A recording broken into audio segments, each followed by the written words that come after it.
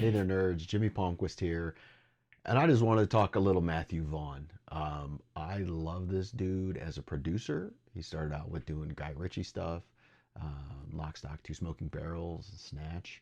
Then he moved on his own with Layer Cake, which I'm not a huge fan of.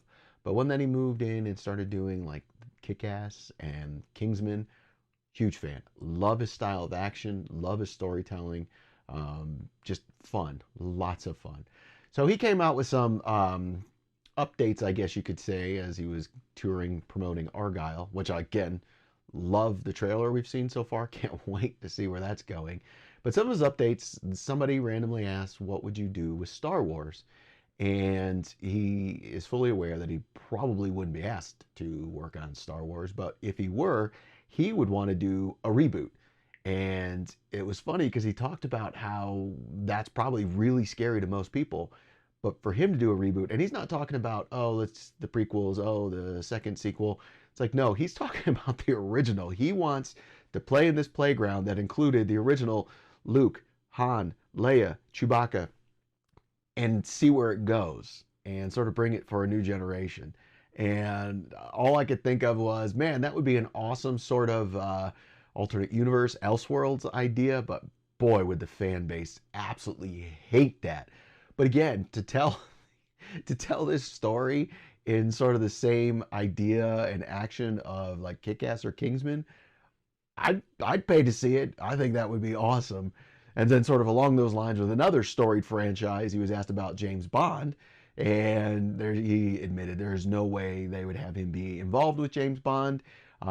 He pretty much pointed to his work with Kingsman and that he, I'm reading into it, but that he has a lot of fun and he does what he does, and he doesn't think the franchise of James Bond would be allowed to go to those lengths, and they need to be a little more serious, which is interesting given the original history of James Bond and how ridiculous it became, and that clearly the Kingsman owes some inspiration to James Bond. So I thought that was an interesting little update. And then the other one that really, there's two that really floored me that I'd never heard, that he and Mark Miller about a decade ago pitched a Superman story to Warner Brothers. And the idea was that it would be along the lines of the original 1978 Superman by Richard Donner and sort of the feel to it. But the story would focus on how Krypton did not explode when Jor-El predicted it, but that Kal-El was still sent to Earth, landed on Earth.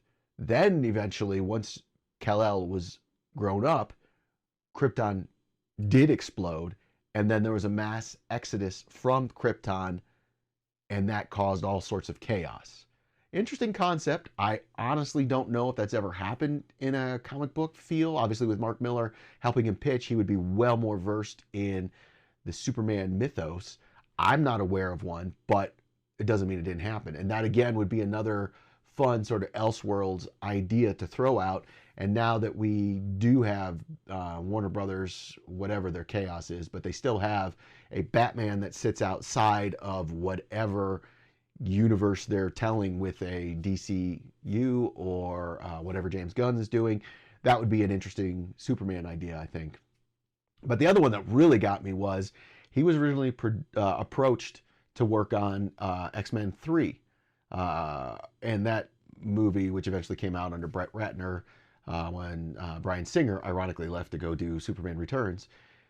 Just not a good movie. Bad storytelling. At least with 1 and 2 at the time they came out were good. They haven't held up that great over time, but 3 has been awful from the beginning.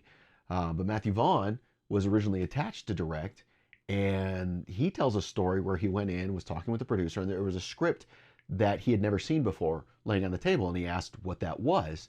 And they're like, oh, that's a special script. Don't worry about it. And he's like, no. And he just picked it up and started reading it. And I guess there was a lot more showing of Storm, played by Halle Berry. So they expanded that role, and the producer admitted to Matthew Vaughn, and this is Matthew Vaughn saying this, that they had this huge portion of Storm featuring her in Africa, which is her homeland, and trying to save a bunch of children from drought and obviously people from drought. And the producer admitted that that was just for show.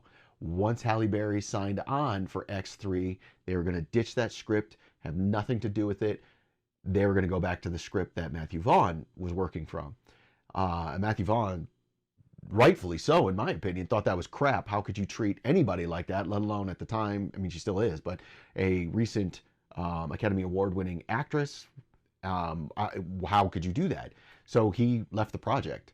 No real word on who the producer was, but obviously Matthew Vaughn did end up working on an X-Men film with the next one, First Class, which was pretty good. I thought it definitely brought the franchise back to what it should be after 3. But again, I'm not surprised that if the producers were able to pull that with X3, they probably pulled some crazy stuff on First Class as well. But interesting story, and I really appreciate Matthew Vaughn sort of stepping up and saying, calling out, and being basically the renegade he is in his movies, where it's like, no, that's not cool. Not doing that, bro. Not doing that. He also gave a couple of updates with Kick-Ass and that reboot. I love that character. I love the comic book. I do believe that the comic book at times by Mark Millar really was just being crazy to push the limits of what comic books could do. But at the same time, Hit Girl and Kick-Ass are awesome characters, so I really appreciate them, and I'd love to see what they do on screen again. Then updates to the Kingsman and the Traitor King, which is another one in that universe, but not tied to the original Kingsman line with Golden Circle. And I'm very interested with this storyline. I really appreciate this whole world he created. The King's Man, to me, didn't hold up to his original stories, but it was still adding to this world, so I really did enjoy it.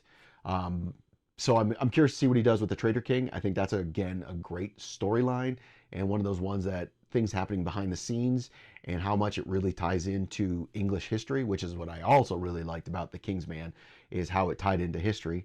But then he gave an update that the Kingsman 3 will be coming out, and it will be the last of Eggsy's evolution, so to speak. So very sad that that's going to be the end, at least of that character, but I really can't wait to see it. Yes, I think the sequel didn't hold up to the original, but it was basically more, which I absolutely loved. And that ending with Sweet Home, with West Virginia, I just loved it. Loved when he was singing it, and then the bomb went off, the landmine. Just heartfelt. Loved it. I can't wait to see more. And I hope we see more of the American counterparts, because that was very interesting how they brought that mythos in with Jeff Bridges and Channing Tatum. So I want to see more. That's all I got to say. Want to see more of the Kingsman universe. Let me know what you guys think in the comments below. I think Matthew Vaughn is a phenomenal creative person in Hollywood. Yes, I know he's English, but in Hollywood. So I'd like to see more of his work, basically. Let me know what you guys think in the comments below.